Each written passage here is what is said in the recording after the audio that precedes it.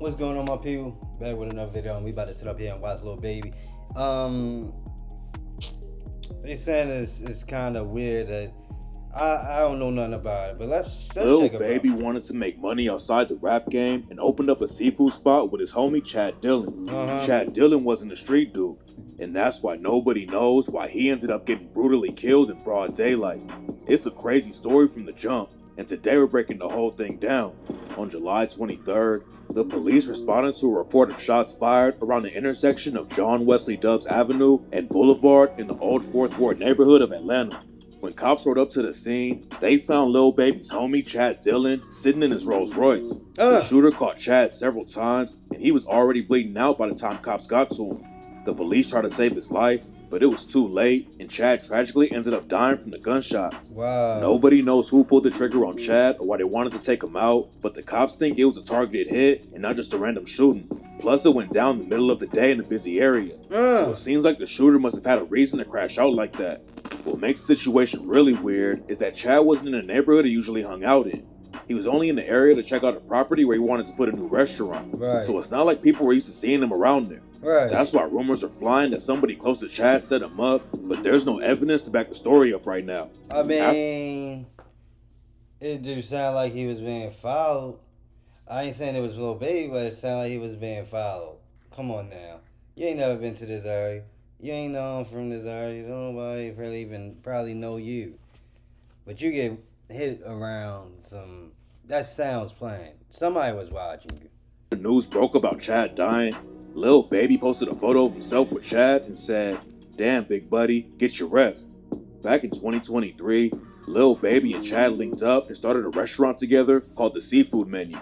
Chad already had one of the hottest seafood restaurants in Atlanta called the Crab Boiler. Right. So Lil Baby started talking to him about opening up a new spot. Lil Baby had the idea for a restaurant called The Menu. He wanted to open it up in his old neighborhood and give back to the community and let locals work there too. Back then, Chad realized the neighborhood only had places that sold chicken, so he convinced Lil Baby to open a seafood spot and call it the Seafood Menu instead. Chad's other seafood spot was more expensive, but Lil Baby and Chad wanted to open a place where anybody could eat. So instead of charging $35 for a crab plate, they knocked the price down to $12 so locals could eat there too. Ooh, I mean, I'm gonna have to go out Atlanta and check that out. If you from Atlanta, you to tasted some of this food, let me know how that tastes. I wanna know. Seafood Menu had a massive grand opening in 2023, and at first it looked like Lil Baby was gonna take over the restaurant game too. Rumors are going around that Lil Baby and Chad were going to turn it into a franchise and have restaurants all over America. Right. But it didn't take long for the whole thing to fall apart. Right after they opened the restaurant, Lil Baby and Chad went viral in the worst way possible. A woman ordered some takeout from the Seafood Menu and trashed it like crazy on social media. The Seafood Menu ended up shutting down a few months later. Oh, yes. What's his name? Pootie did a review on it, and he said it wasn't there no more. They moved somewhere else and started doing he started partnering with people. Still love, but if you try to book a table, it says that the place is permanently closed. It's not clear how it went wrong so fast, but some people think Chad's business relationship with Lil Baby is what got him killed. Chad grew up in Brooklyn and went to Howard University for a degree in business marketing. But before he even got the degree, Chad already knew how to hustle and make money. Right. Back in the day, he was selling lemonade and candy to put some money in his pocket. And by the time he got to college, he was making bigger plans. During his second year at Howard, Chad bought an exotic car and started renting it out for video shoots. The business started after Chad knew someone who wanted to get rid of their Bentley. He offered to lease it from them and got a really good deal. Right. The car got so much attention that people were offering to rent it from Chad at a higher price. So within 6 months, the Bentley was already paying for itself. Dang. He was already making money off that. So he made the business even bigger and ended up owning 7 cars that he rented out. But Chad realized that he could only take the business so far in NYC because not that many people own a car. So he made a plan to expand to Atlanta instead.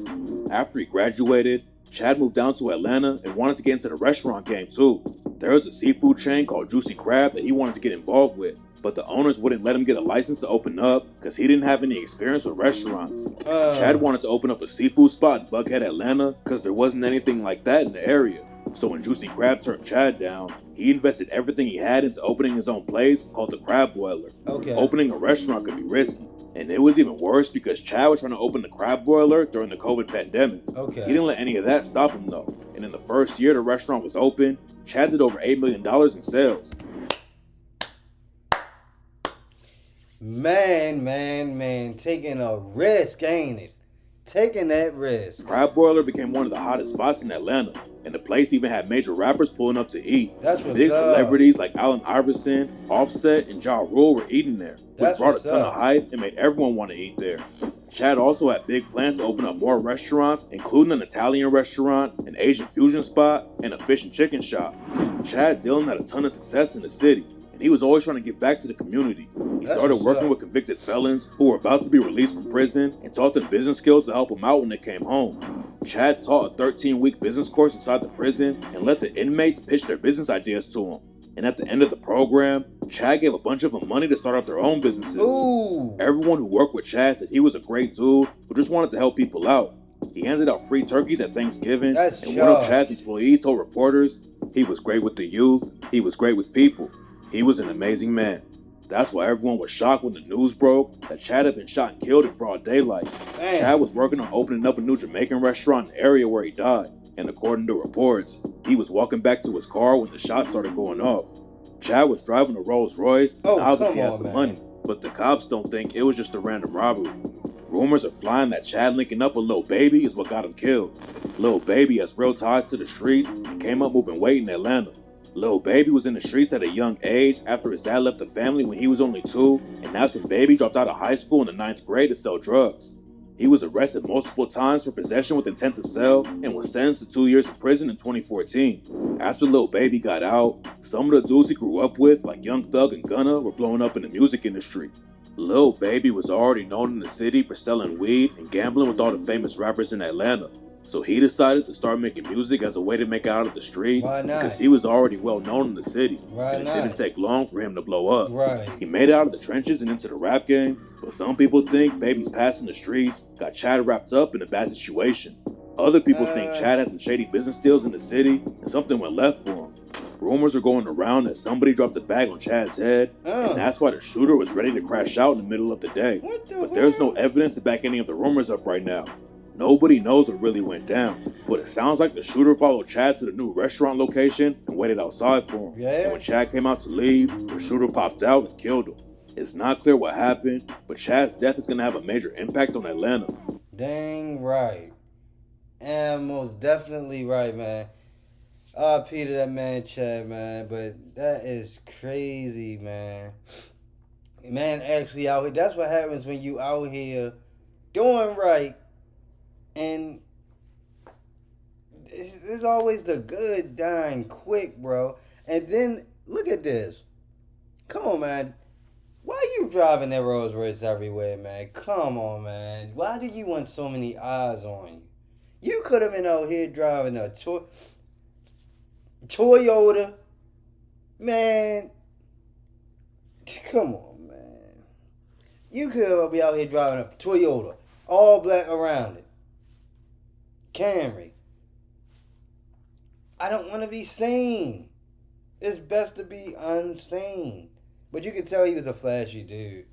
He had a chain on, big chain on. I mean, come on, man. Come on, man.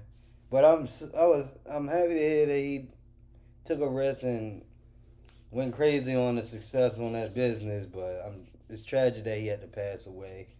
Now a lot of people gonna be hurt off that, man, because he was helping people.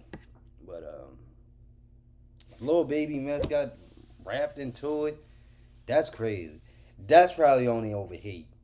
Only over hate. If his thing probably got wrapped into it. Because that's wild. That is very wild.